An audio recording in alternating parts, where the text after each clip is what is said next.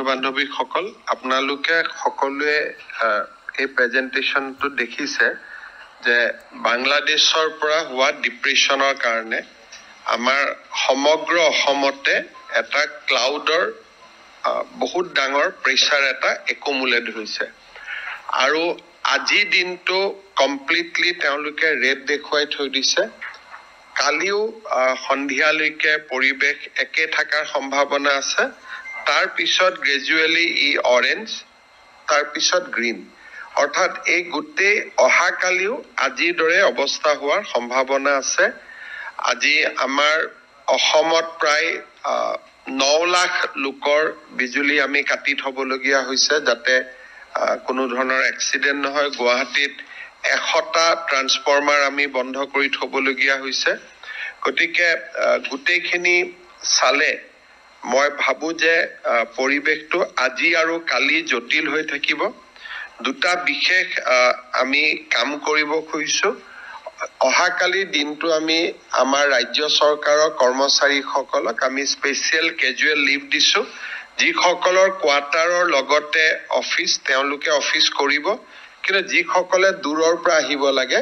তেওঁলোকে অফিস কৰাৰ প্ৰয়োজন নাই কিন্তু যি সকলৰ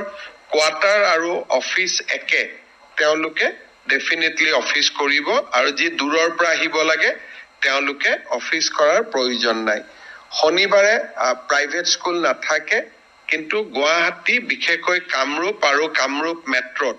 আমি স্কুলখনিও অহা কালি দিনটোৰ কাৰণে বন্ধ ৰাখিব কৈছো গভৰ্ণমেন্ট স্কুলখনি প্ৰাইভেট স্কুলখনি এজ ইউজুৱেল বন্ধ হৈ থাকে বাকি আমাৰ যি সকলে প্ৰাইভেট প্ৰতিষ্ঠান আদিত কাম কৰে তেওঁলোককো মই তেওঁলোকৰ স্বত্বাধিকাৰী সকলকো অনুৰোধ কৰিম যে যদি কৰবা দুজনৰ জায়গাত এজন মানুহে দি দোকানখন চলাব পৰা যায় দূৰৰ পৰা আহাজনক অহা কালি দিনটো আমি ছুটি দিলে বেয়া নহয় কিন্তু আমি সৰকাৰৰ পৰা হেতু অৰ্ডাৰ কৰিব খোজা নাই তেওঁলোকে নিজে ব্যৱস্থা ললে ভাল হ'ব ইয়াৰ উপৰিও আমি গুটে পৰিবেশটো পৰ্যবেক্ষণ কৰি থাকিম যত যেনুকা প্ৰয়োজন হয় আমি ৰাইজক হস্তম কৰি দিয়া আৰু ৰাইজক যি ধৰণে সকাহ দিব লাগে তাৰ বাবে আমি চেষ্টা কৰিম কিন্তু বাংলাদেশৰ পৰা বেসিক্যালি বংগোপসাগৰৰ পৰা যেটো ক্লাউডৰ প্ৰেছাৰ আহি আছে সেই প্ৰেছাৰটো আজিটো থাকিবই অহা কালিও কন্টিনিউ হ'ব কালি যদি কিবা ৰিভাইজ প্ৰেডিকচন কৰে আমি ডেফিনেটলি আপোনালোকক অৱগত কৰিম যদি আপোনালোকৰ if you can repeat in English there is a lot of clouds are coming from the Bay of Bengal and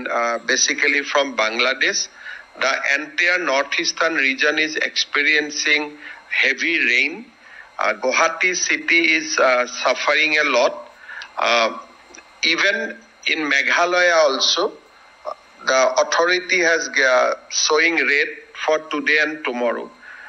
if there is a rain in Meghalaya and Arunachal Pradesh it directly impact the weather in Assam so we are of the view that situation was worse today tomorrow they said that by afternoon there will be some relief and from day after tomorrow things should be better but at the same time they have also said that they are periodically reviewing it so once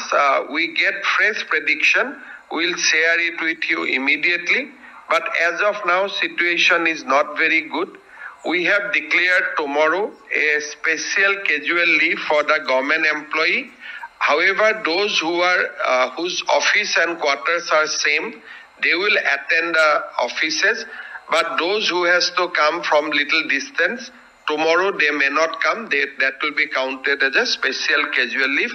this is for Kamrup and Kamrup Metro not for entire Assam this is only for Kamrup and Kamrup Metro district